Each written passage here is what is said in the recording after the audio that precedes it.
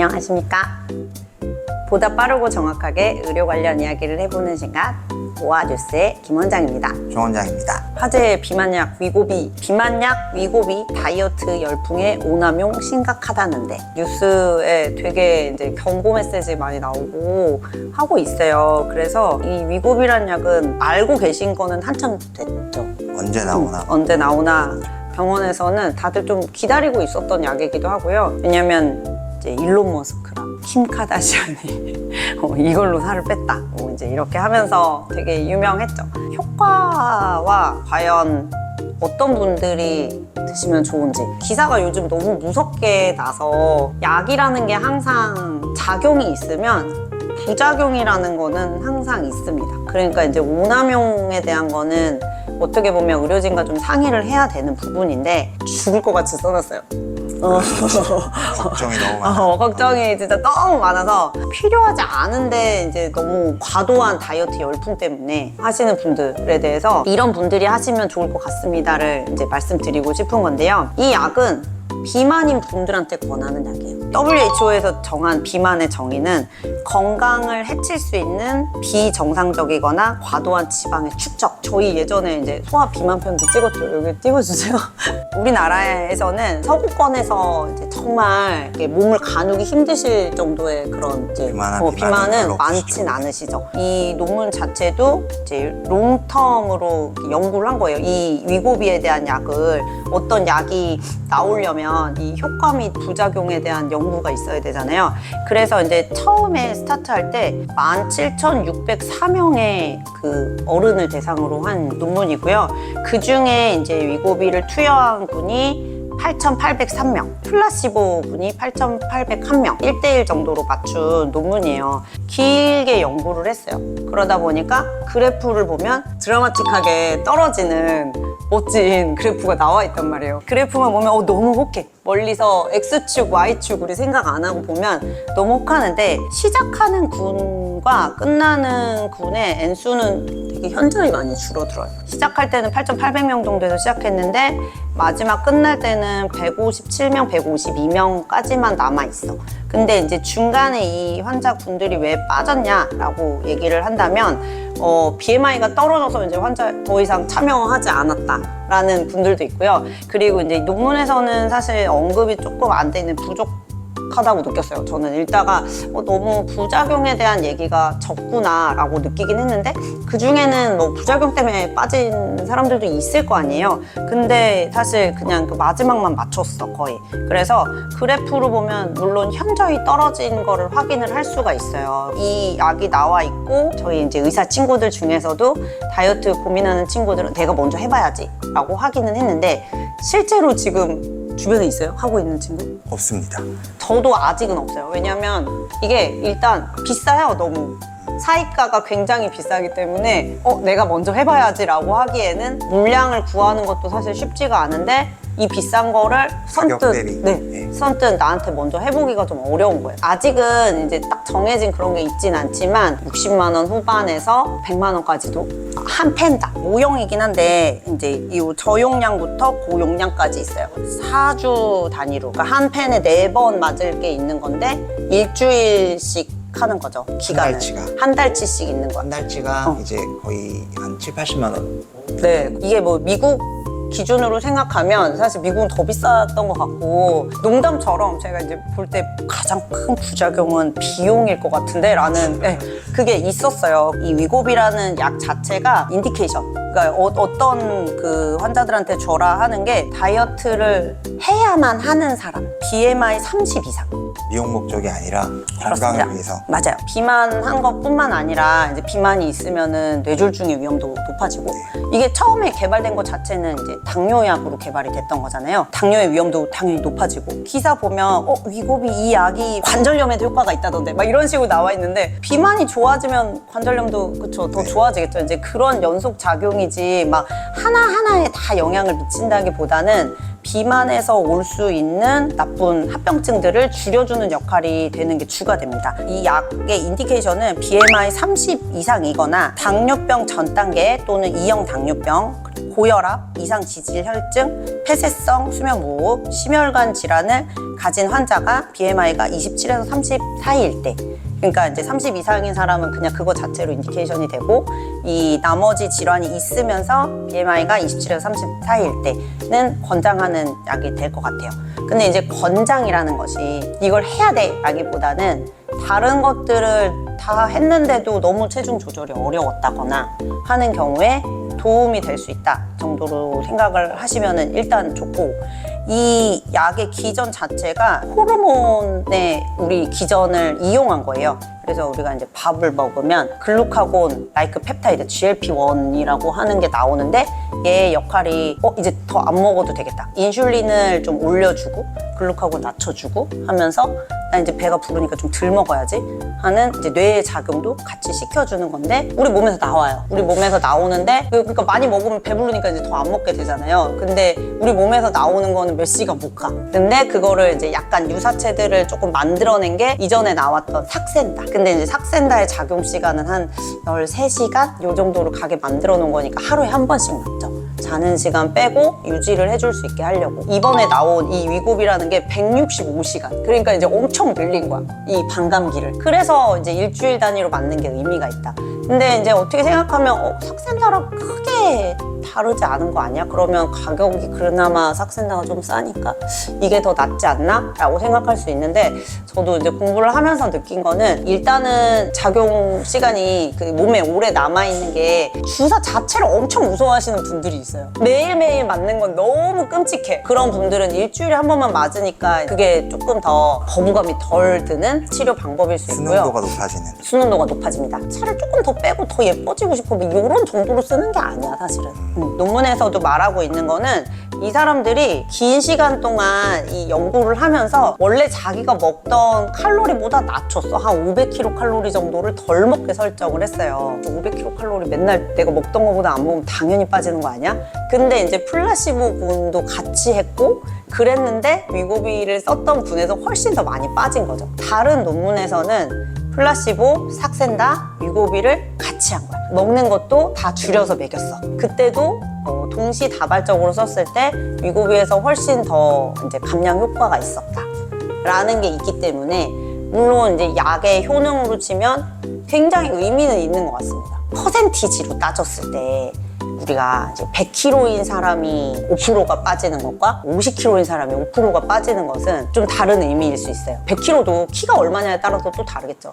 그래서 이제 그 BMI를 기준으로 할 때 정말 BMI가 높아서 나의 건강에 영향을 미칠 수 있는 분들이 하시는 게 맞습니다. 항상 이제 생각해야 되는 건 부작용. 삭센다는 제가 경험을 해봤거든요. 삭센다도 똑같이 일주일 정도 저용량으로 하다가 올려요, 단계를. 근데 단계가 올릴 때 약간 미식미식해요. 근데 이제 이 미식미식한 것이 좀 덜 먹게 만드는 거죠. 속이 좀 안 좋고 항상 좀 더부룩하게 하고. 그러니까 아까 얘기했던 그 GLP-1 이제 유사체니까 배가 아직 고프다는 신호를 못 느끼게 만들고 있는 건데, 근데 그 미식미식함이 정도를 넘으면 정말 토하시는 분들도 있고 설사를 하시는 분들도 있고, 그래서 이제 그거를 조정을 해야 되는 거예요. 가장 흔한 부작용들은 그런 위장관 증상인데, 이 위장관 증상은 부작용이기도 하지만 어떻게 보면 목표이기도 합니다. 불편해야 빠지겠죠. 조금 너무 아무렇지도 않으면 살이 안 빠질 수 있으니까 정도에 따라 조절을 하는 건데, 보통 삭센타를 쓸 때는 제가 이제 설명을 환자들한테 드릴 때는 이거를 최대한 늘리면은 3.0까지 올릴 수 있지만, 만약에 이제 중간 단계에서 조절이 되면 그 단계로 유지를 하셔도 됩니다라고 설명을 했어요. 그랬는데 이제 위고비 같은 경우는 연구 결과를 보면 어쨌든 최고 용량까지 가는 게 치료 효과가 굉장히 올라가더라고요. 이렇게 올라가서 2.4까지 올라가는데 2.4까지 올라간 분에서 치료 효과가 더 올라갑니다. 이거를 한다고 해서 먹을 거 다 먹고 빠지고 그런 건 아니에요. 그쵸, 네, 맞아요. 그렇게 잘못 알고 계시는 분들도 있더라고요. 맞아요. 다 먹고 빠지는 다이어트는 없습니다. 네. 이런 분들은 하지 마라. 절대 금기. 당뇨성 망막병증 있으신 분들은 금기고요. 당연히 이제 임산부나 수유부에게는 영향이 있을 수 있고 조사가 안 됐습니다. 그렇기 때문에 권장하지 않아요. 갑상선 수질암 얘기가 있는데 그 위고비 투약군에서 한 1.1% 정도가 갑상선암이 생긴 군이 있었대요. 근데 이제 이게 그것 때문인지는 잘 잘 확실하지 몰라. 않으나 왜냐하면 플라시보 군에도 1% 정도가 있었대요. 확실하진 않지만 찜찜할 땐 안 하는 게 맞으니까 갑상선 수질암이 있는 군에서는 사실 아직은 검증된 게 많지 않으니 우리 동양인에게 그러니까 아직은 이렇다 저렇다 말을 못하고 있는 상태인 것 같아요. 연령군기가 있나요?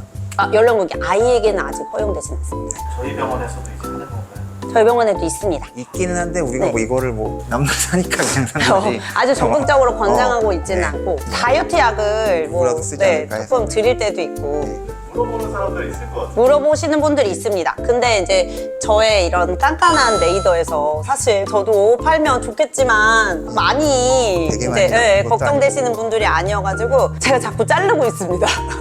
꼭 필요한 사람 아직은 아닙니다. 그리고 이게 수급이 그렇게 아직 원활하지 않아요. 그래서 뭐 필요한 사람 먼저 해야지. 그러니까. 그래서 정말 필요하신 분 먼저 드리고 싶어서 저한테 물어보기만 하시고 지금 거절당하신 분들이 좀 있습니다. 많이 물어보시는 것 중에 요요가 너무 심하지 않나요? 다이어트 해보시면 아시겠지만 다 있습니다. 운동으로 빼도 운동을 그만큼 안 하면 요요는 생기고요. 시작이 너무 어려우신 분들에게는 시작점이 되기에는 좋은 약인 것 같습니다. 기사를 보면서 너무 걱정하실 것도 없고 와 이거 막 품절이라는데 나도 빨리 하나 사놔야 되는 거 아니야? 이러실 필요도 없을 것 같습니다. 키 크는 주사로 잘못 알려진 성장 호르몬 제제 중대 부작용 급증. 최초의 어떤 의원실에서 어떤 이런 얘기가 나왔어요. 성장 호르몬 주사제를 받고 이상 증상을 호소하는 사례가 해마다 늘고 있다. 그런 기사가 나와서 제가 이제 어떤 부작용인지랑 어떤 문제가 있는지 이게 키 크는 주사로 잘못 알려진 성장 호르몬 제제 요거에 대해 말씀을 드리고 하려고 하는데 저희 병원에서 꽤 많은 어린이들이 하고 있고 저희 애들도 다 하고 있기 때문에 그래서 요거에 대해서 말씀을 드리면 키 크는 주사로 잘못 알려진 성장 호르몬 제제라고 돼 있지만 사실은 키 크는 주사가 맞죠? 맞죠? 맞죠? 네. 저는 사실은 잘못 알려졌다기보다는 필요 없을 때 쓰지 말자 이런 그치, 얘기인데 어떤 경우에 문제가 되냐 다 크고 더 이상 크지 않을 때 사용을 한다거나 충분히 엄청 큰데 이거를 더 사용을 한다거나 이런 경우에는 굳이 필요가 없다.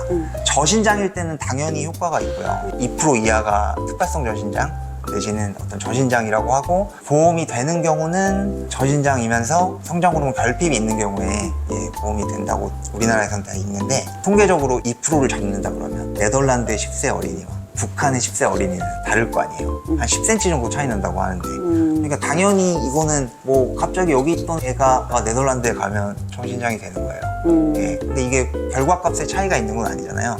그렇기 때문에 치료군을 잡을 때 특발성 저신장이라는 그 기준에 딱 얽매이기보다는 제 기준에는 그래요. 엄마 아빠가 줄 수 있는 유전적 예측기. 유전적 예측기보다 떨어지는 경우 이런 경우에는 사실은 시도를 해볼 수 있다고 보고요. 엄마 아빠가 키가 아주 작아서 요거보다 조금 더 컸으면 하는 경우에 시도를 할 수 있다고 생각을 하는데 얼마나 클 것인가 요거에 대해서 조금 논문을 막 찾아봤어요. 대부분의 논문에서 한 2년 정도를 했을 때 최종 신장이 7cm 정도 클 수 있다. 꽤 많이 크는 거죠. 적절할 때 했을 때죠. 어떤 논문에 보면 그로스 호르몬이 결핍군과 그냥 저신장군, 성장 호르몬 결핍이 없는 군을 비교해도 그래프가 거의 비슷하게 움직인다고 돼 있어요. 성장 호르몬의 효과가. 그러니까 얘는 그냥 말 그대로 성장기에 있는 어린이에게 키를 크게 해주는 물질은 맞습니다. 다만 문제는 성장이 끝난 이후에 투여가 되면 키가 크는 변화가 아니라 다른 좀 원치 않는 변화가 있을 수 있다고 돼 있고요. 두 번째 문제는 비용이 되게 애매하게 비쌉니다. 이게 진짜 뭐 몇 천만 원씩 하면은 당연히 안 할 텐데 내가 막 하고 싶다고 하는데 좀 약간 애매하게 비싸요. 이게 부담이 안 되는 가격은 아니고 부담이 되는데 뭐 한두 달 하는 것도 아니고 아까 말씀드렸듯이 최소 1년 이상 뭐 2년, 3년 이렇게 해야 되는 거기 때문에 전체 비용을 보면 그래도 뭐 꽤 부담이 되는 비용이기 때문에 문제가 있을 거야. 이렇게 좀 생각을 해서 기사가 좀 더 나온 것 같죠? 기사가 더 많이 나오는 것 같아요. 치료를 고민하시는 분들한테는 생각해 볼 수 있는 기사일 수도 있는데요. 치료를 하고 있는 분들한테 너무 불안을 주는 기사라는 생각이 들었어요. 저도 이제 환자를 보는 입장에서는 키만 가지고 하는 건 아니고 피 검사도 중간중간 하고요. 네, 엑스레이도 찍고요. 여기 나올 수 있는 어떤 약이라는 게 아까도 설명드렸죠. 작용이 있으면 항상 어떤 약이든지 부작용, 감기약 하나만 봐도 부작용에 대한 얘기가 있잖아요. 그래서 이게 이제 다른 사람들한테 어떻게 작용하는지는 사실은 되게 케이스 바이 케이스가 많아요. 제가 성장 호르몬을 직접 하는 사람은 아니지만 이거에 대해서 공부를 한 거에 대해서 설명을 드리면 부작용이라고 돼 있는 거는 이 물질에 대한 부작용보다는 주사에 대한 부작용이죠. 뭐 주사 때문에 좀 염증이 생겼다거나 이런 케이스가 대부분이고 성장 호르몬의 최대 단점은 너무 체내에 유지되는 시간이 짧아요. 방광기가 뭐 30분에서 2시간이기 때문에 얘를 도핑 목적으로 쓰는 경우에는 다음날 검출이 안 되거든요. 그렇기 때문에 넣고 조금 있으면 없어지는 물질이어서 몸에 얘가 계속 잔류하면서 어떤 문제를 일으킨다거나 이러지 않습니다. 성장 호르몬의 다음 타입을 이제 개발하는 목표 자체도 얘가 얼마나 몸속에 오래 있을 수 있게 만드느냐, 이게 이제 제약회사들의 목표거든요. 그래서 이 성장 호르몬이 실제로 몸에서 남아있으면서 문제를 일으킨다거나 그럴 가능성은 없고, 최근 논문을 봐도 어떤 이전에는 백혈병이나 이런 거에 대해서도 좀 위험성이 있는 거 아닌가라고 고민을 했었는데 그런 것도 아니다, 거의 없다, 이런 논문도 나왔더라고요. 학술단체에서 권장하기로는 저신장에서는 치료를 하는 게 좋은데 키에 대해서 관심이 없거나 이런 사람한테는 굳이 권하지 마라, 이렇게 돼 있어요. 예. 두 가지로 생각해 볼 수가 있죠. 첫 번째, 내가 뭐 키에 대해서 전혀 스트레스를 받지 않는다거나 전혀 관심이 없어. 외국 사람들이 조금 더 그런 것 같아요. 자꾸 그런 거에 대해서 스트레스가 전혀 없으면 굳이 할 필요가 없지만, 내가 키가 작은 거에 대해서 스트레스를 받고 키가 좀 더 컸으면 좋겠고 그런 관심이 있으면 어린이 시절에 시도를 해볼 수 있는 가장 확실한 근거가 있는 치료라고 생각을 합니다. 실제로 치료를 하고 있는 의사의 입장에서는 키를 크게 하고 싶다고 다른 걸로 넘어가는 게 더 걱정이 돼요. 요즘 보면은 말도 안 되는 광고들도 많고 마지막에 결론은 항상 그렇게 나잖아요. 잠을 잘 자고 적절하게 영양을 하고 이런 게 있는데 그건 당연히 해야 되는 거죠. 누가 그걸 안 하나? 그걸 다 한 다음에 그 다음에 이만큼의 비용을 드릴 준비가 되었다. 그러면 사실 성장 호르몬 하는 거는 저는 좋다고 봅니다. 네. 저희도 성장 관련한 진료는 따로 요일을 빼서 보고 있잖아요. 할 말이 너무 많아요.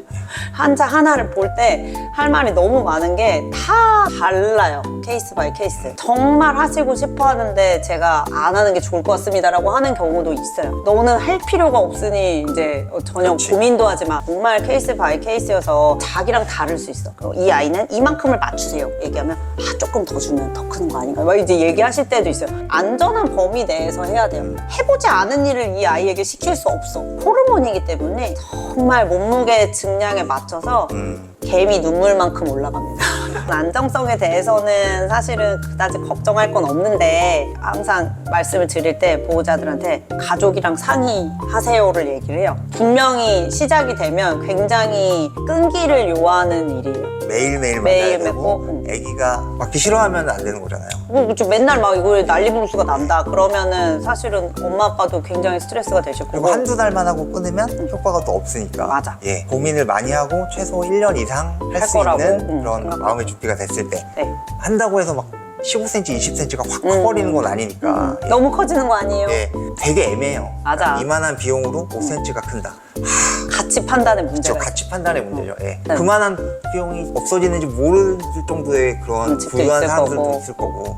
그다음에 정말 막 이거면 너무 애들한테 맞는 거 다른 걸 해줄 수 있는데 이런 집들도 있기 때문에 각각의 그런 사회적 혹은 애기의 성향에 따라서 결정을 하시면 될 것 같고, 적절한 시기가 있잖아요. 똑같은 비용을 들여도 초등학교 2, 3학년 때 하는 거랑 초등학교 4, 5학년 때 하는 거랑 결과도 다르고 비용도 다르고 하기 때문에 성장 호르몬을 고민을 하신다면 조금 이른 시기에, 하든 안 하든 가능성이 큰 나이에 한 번은 보시는 게 좋다. 미국은 청소년들이 도핑 목적으로 운동하는 애들이 되게 많이 있어요. 그게 조금 사회 문제래요. 그럼 처방이 어렵지 않아서. 처방이 어렵지 않아서. 근육량이 늘어난다, 이게 개념적으로는 알잖아. 그러니까 그게 좀 문제 있을 수 있는데, 논문을 막 찾아봤는데 운동 능력 증가된다는 근거는 없습니다, 논문에서. 개념적으로는 근육량이 늘어나고 이런 것 때문에 좋아질 수 있는데, 개인적인 생각인데 그만큼 효과를 내려면 진짜 많이 써야 되기 때문에 예, 돈이 많이 들고, 그런 거 있잖아요. 거인병이나 뭐 이런 말단비대증 이런 게 생길 게 걱정된다. 그만큼 쓰려면 엄청나게 많이 써야 되기 때문에 양이, 그런 문제가 생길 만큼 위험한 약은 아니다. 기산을 걸러서 봐야 된다. 기사는 걸러서 보고 그만큼 위험하지 않다. 개념적으로는 키 크는 주사가 맞지만 키가 작은 경우에 사용을 해야 하는 키 크는 주사다. 오늘도 저희 동네 병원 안내의사를 시청해 주셔서 감사합니다.